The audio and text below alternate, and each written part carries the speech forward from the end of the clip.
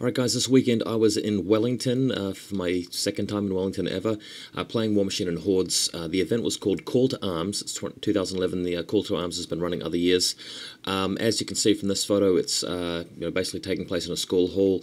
There are several systems being played here. Well, quite a lot of them: Warhammer Fantasy, Warhammer 40,000, War Machine and Hordes, Ancients, Flames War, various different things like that. I'm obviously playing in the War Machine and Hordes section.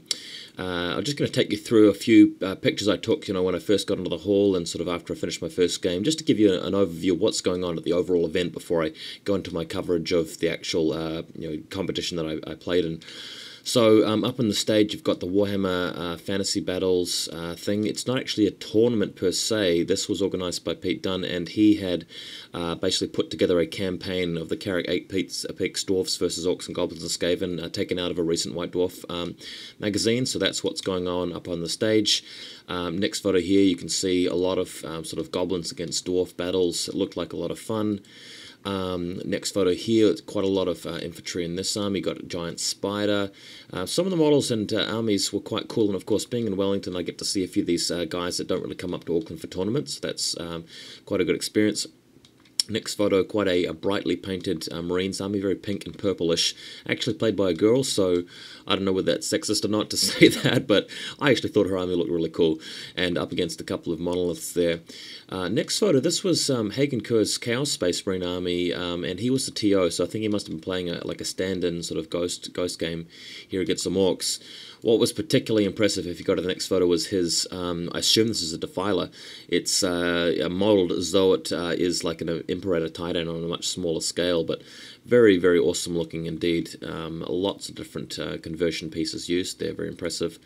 Next photo, quite a nicely painted Dark Eldar army. I know this guy did quite well on the weekend, and I was very impressed by the painting on his army overall. Next photo here, an Eldar army, which I had seen before at the Masters last year for Fantasy and 40k, but I just can't get enough of the intricate freehand that he's put on all of this stuff, so I had to take a picture. Next image, you can see the Napoleonic sort of stuff going on here. I really love the way this game looks because the table's very large and the miniatures are very small. But a lot of historical sort of war games played down in Wellington, and this is a good example. Next image, a bit of a close-up. Looks possibly like the British troops here, but I don't really play the game, and I'm not up to date with the history of it enough to tell. I quite like how they've got basically a rug, like that you see like as on your duvet or on your floor of your house as the terrain. It actually looks really cool. Next image, Flames of War, often seen at tournaments, not really out of place. A lot of tanks going around, quite like the buildings used here, a good terrain. Next image, the Ancients with their Greeks and Romans and stuff. I believe that's what we're seeing here. Quite a lot of pikemen in this game.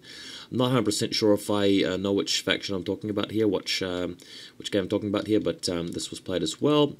And that's essentially it. So hopefully you guys stick with me over the next sort of 8 or 9 videos that I do, just discussing all the different games that I play. It's a 7-game event, and next video, I'll be predominantly talking about which armies were present at the War Machine and Hordes competition itself. Alright, looking for that.